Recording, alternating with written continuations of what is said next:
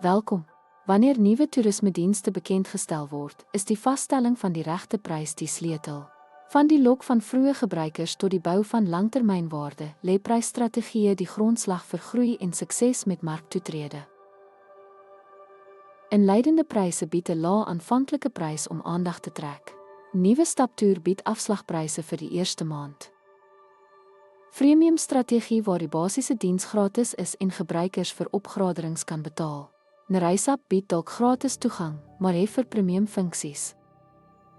Proeftydperkpryse behels korttermynafslag om proeftydperke aan te moedig.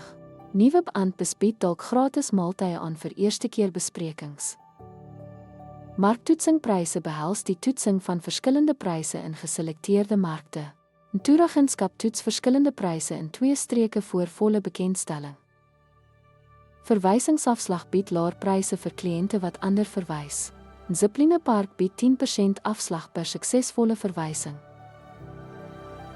Ten slotte lok slim bekendstellingspryse nie net kliënte nie, maar skep ook die weg vir blywende verhoudings en winsgewendheid.